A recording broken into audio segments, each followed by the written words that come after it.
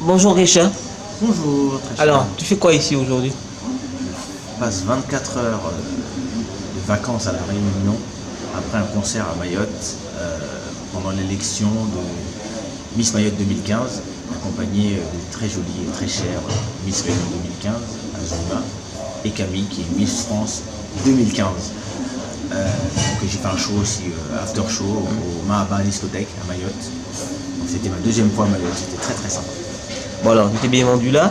Bon alors, aujourd'hui, un artiste, comment ça vit? Comment ça fonctionne? Comment ça rentabilise son talent et compagnie? Je t'écoute. Ça dépend des artistes. Non, je parle de Keisha, je parle de toi. Ah, moi? Ouais. Ça dit un artiste. Aujourd'hui, un artiste comme moi, et je pense que le futur de l'artistique, en fait, c'est un artiste qui doit aussi être autant maître de son art que de son business. Donc moi, personnellement, mon cas est différent parce que tout ce qui se passe aujourd'hui, c'est ce dont je rêvais il y a 15 ans. C'est-à-dire contrôle total de mes masters, contrôle de ma distribution, parce que le fait d'avoir des objets signifiait qu'il devait y avoir de l'usine, qu'il devait y avoir de la fabrication, qu'il devait y avoir de la distribution, qu'il devait y avoir des distributions locales. Avec Internet, tout ça vole en éclats et on est presque en direct en fait. C'est-à-dire que la promotion, elle est faite en direct via Instagram, Facebook et compagnie. La distribution, elle est faite en direct via iTunes, Spotify et compagnie. Et plein d'autres sites, hein, c'est au choix.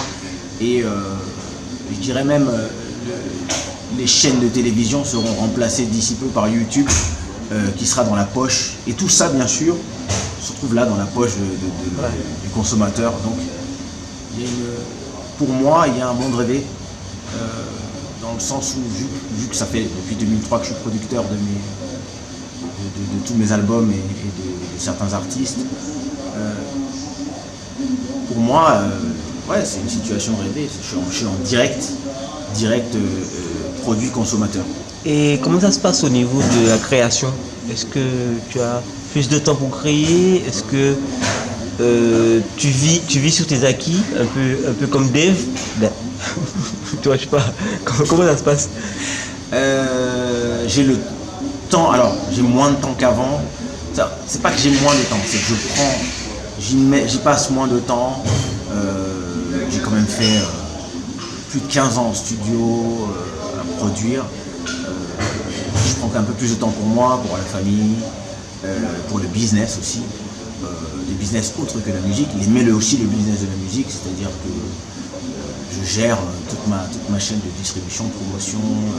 J'ai 9 chaînes YouTube que je gère, qui vont de la musique, au make-up, la cuisine et autres. Je suis dans la création de contenu en fait. D'accord. Le contenu digital. Ouais, tu es fournisseur de contenu aujourd'hui. Voilà, aujourd'hui je suis créateur et fournisseur de contenu. Et distributeur presque de contenu, c'est-à-dire généralement entre moi et le client, il n'y a plus que des plateformes. C'est-à-dire j'ai pas envie de créer un YouTube. Je sais que tout le monde est déjà sur YouTube, donc je fournis à YouTube, mais je peux fournir mon contenu aussi à. Voilà, j'ai un contenu pour Instagram, j'ai un contenu pour Snapchat, pour Tumblr, pour X, Y, Z. Et au niveau de la carrière artistique, je sais pas, comment tu peux te renouveler en ayant autant d'occupations, on va dire? Alors, là on touche un mot qui m'intéresse énormément et sur lequel j'ai pensé pendant très longtemps. La nouveauté. Alors, on aime demander aux artistes de se renouveler, on aime demander aux gens d'une façon d'être nouveau, mais on est nouveau qu'une fois. On est nouveau au moment où quelqu'un nous découvre et fait waouh, génial. Et qu'il y ait peut-être l'hystérie, les fans, etc. Mais quand on est fan de quelqu'un depuis 20 ans, on fait un peu partie de sa famille. On connaît tout ce qui s'est passé. Voilà. Moi, j'ai des fans qui ont vu les enfants naître, ils les ont vus grandir, ils ont vu de mon premier album. On peut aller jusqu'en 92, mon premier concert, 96, les shows de rap, 98, le premier album. Et ceux qui sont encore là en 2015, en fait, ne me demandent pas de me renouveler. par exemple, personne ne me demande de refaire Love de toi ou de refaire Kesha on dit quoi. C'est fait. Voilà. C'est fait et on arrive un peu Par exemple, j'aime bien prendre cet exemple, c'est tout le monde adore dire ouais mais Kassav, ce serait bien qui... Non, ça y est. Kassav, c'est Zoukla, c'est Omadiana et compagnie et... C'est Bounce Bébé aussi. Voilà, c'est Bounce Bébé aussi, c'est vrai. Et artistiquement, ça peut être frustrant pour un artiste de se dire ah mais écoutez mes nouveaux trucs. Mais je pense que quand le moment où tu exploses et le moment où tu fais tes gros tubes, ça ne veut pas dire que tu ne vas pas en refaire, hein, mais je crois qu'il y a un moment où c'est fait et après tu fais partie de la culture des gens. D'accord. Et je pense que la nouveauté, c'est ceux qui arrivent derrière toi, c'est ceux que tu as inspirés, etc. Et c'est pas plus mal, hein, ça veut juste dire que tu peux continuer à faire de la musique, comme Kassav fait de la musique aujourd'hui, ils font des nouveaux albums, mais dans nos cœurs à nous, Kassav ce sera toujours... Voilà. Et Kesha, ce sera toujours Bounce Baby, on dit quoi, Love de toi, etc. Puisque tu ouvres la veine, Love de toi, c'est quand même une chanson très simple en fait. Mais c'est extrêmement simple. Et voilà, c'est un tube.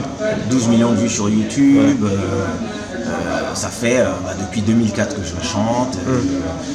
Et voilà, par exemple, quand on me dit,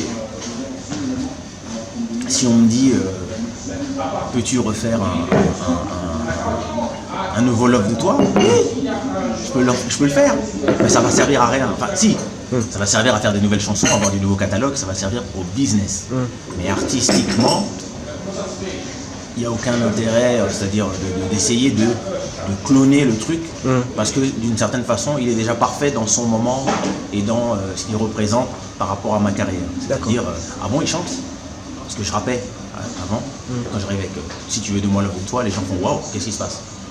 Et ce sont des chansons qui finalement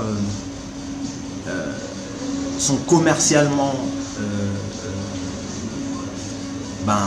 gagnantes, parce que justement elles ont une simplicité et presque une naïveté, hein, mais en même temps elles sont composées simplement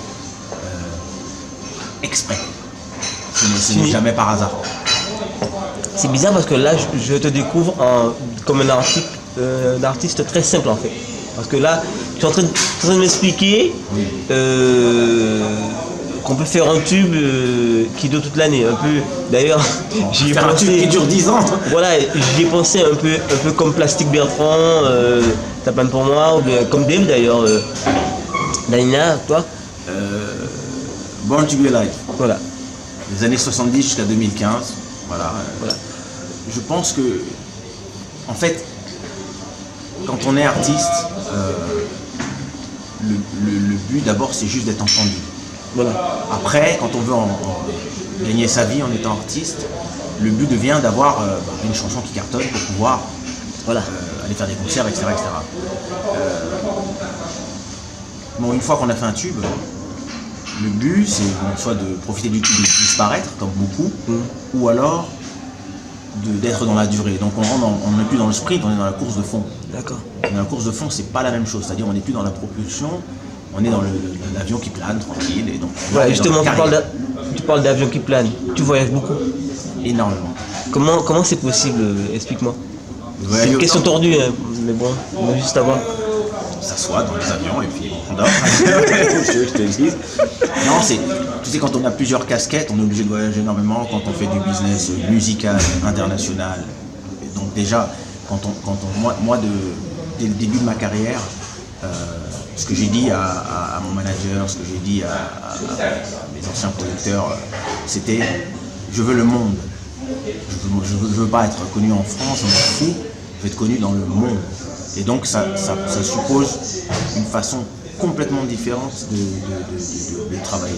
Tu n'as plus rien à dire, tu as dit le mot qu'il fallait. Merci.